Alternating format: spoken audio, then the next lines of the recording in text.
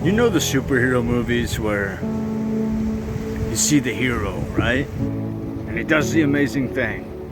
And he's moving along on the sequence of events towards this grand goal, right?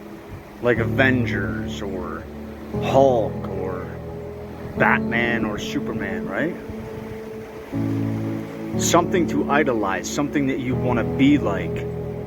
Follow in their footsteps to build your character to be more like a hero in your own personal life. But you know what they don't show you? They don't show you on purpose so that you can never be that hero. It's the thing that I did my best to describe, explain, and show forth in my books that will become movies. True hero movies that are Christian based is the secret moments between the battles. You know, when you see a movie and the hero gets into a fight and he gets hit a bunch of times, or maybe he gets shot, or he gets beat up real bad, and then like it just skips to the next scene, like he didn't have a period of recovery, a battle of facing his enemies in the secret place, the hidden place where you don't see the mending of the bones, the flesh coming back together, the time of healing, his mental fortitude being stronger because he grew in those quiet moments that are off camera that you never get to see in any superhero or hero film or show, that I expressed very good in my books, because I lived these things out as if I was the hero of the book. And that's how you read them, and that's how it'll be like when you watch the movies. You are the main character, and you get to live these things. And what I wanted to show was the secret moments of fight, because we're all in it. You're in it right now. I don't know your personal life. I don't need to know it, because we're all going through it. You're on your way to something. You have a goal or you have no goal. It doesn't even matter. Every day you wake up and you're like, you had this inner voice that tells you, for the hardest goals that you're trying to reach, this inner voice will torment you the most. And it's the devil messing with your conscience to try to tell you to give up. And you'll be sitting there doing your everyday things, and you'll be like, I just don't want to do it anymore. I feel like quitting. This is way too hard. How did I get through this last time? And then I look at all the objectives I got to face today, and I'm like, it's overwhelming. Or the next couple of steps in the sequence that lead to the victory, it's way too difficult. No way I can muster the strength, the courage, the passion to just achieve it. And not just achieve it, but walk through it as if they're looking, like the audience is looking at you. The audience of your life. The people around you, your children, your family.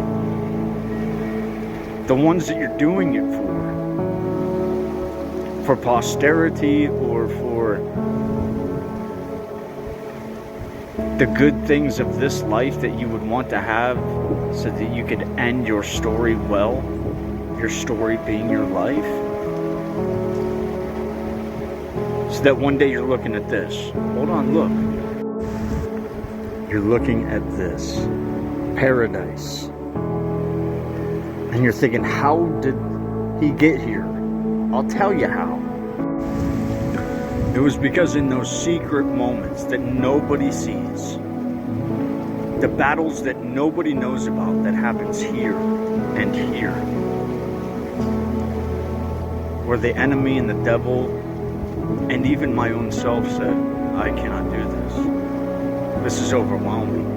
The depression, the thought. Now listen, I'm way up north in Pennsylvania. And if it's not sunny, if it's not a sunny day, or if it's snowing, which half the year it is where I'm at, it's extremely depressing for some reason to me darkness, like a gloomy day or a snowy day, is so unimaginably depressing. It's unreal, dude. I can't even describe it.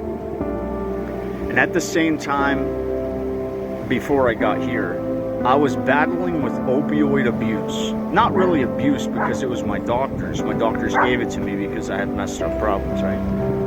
And I would just run out of medicine and be on a withdrawal for like 3, 4, 5 days. And it messes with your mind to have extreme depression while at the same time ripping out of you everything that you had passion for in your life. Like watching movies, if you like watching movies, or playing video games, or whatever you like doing, it rips all that out of you. And for like a solid week, you're on suicidal depression. And when I lived up north, and it would be snowing and it would be winter, and my wife lives here in Brazil, and I'm working on getting her to America, but I love coming to Brazil because this is my paradise, right? So I haven't been here for 1.5 years, and I'm up there in the cold, and I'm in those secret battles every day when I'm in withdrawal and in depression, suicidal depression. Like you can't really imagine it. And it's extraordinary. If there was some way I could make anybody feel what I have felt to get to this point, I highly doubt that there's any human on earth that could have suffered as I have suffered and endured it and made it to this day. I doubt it. I doubt there's any other human like me. There's nobody like me. Only because of this. Those secret battles are won because of your internal character. And your internal character is based on your principles. And where do you get your principles? Where have you gotten yours? Ask yourself that.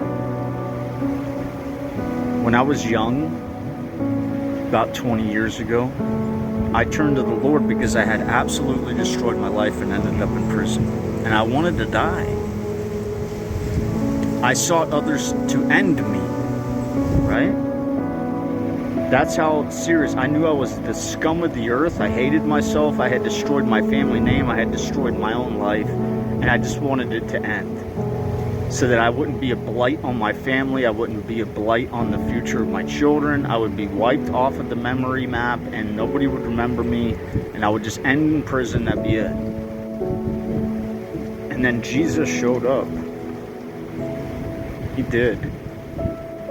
And he gave me the death I desired, which was him on the cross. And I nailed myself to that cross. And I wiped away the memory of me, became an empty vessel, and filled myself with the principles that is the Holy Bible.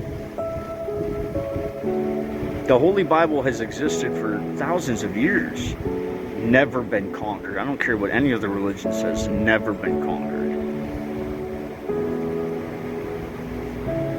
And I have been through the most hellacious things that a person can imagine. I've held my parents dead in my arms, begging for the pain to stop, begging for them to come back. I've held my children dead in my arms, watched them die, watched the light go out of their eyes. And still, I survived. I'm not mentally crazy, I'm none of this.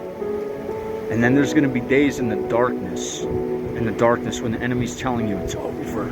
It's over, bud, just give up. You can't walk another step. You cannot complete another task. One more day, it's over for you.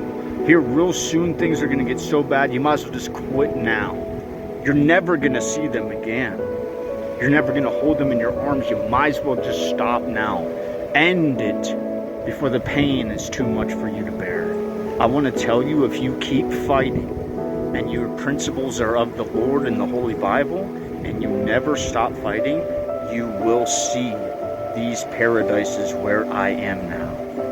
So just take this next 10 seconds and know that you will one day reach this paradise. Keep your faith in the King and maintain your present course with hope and true heart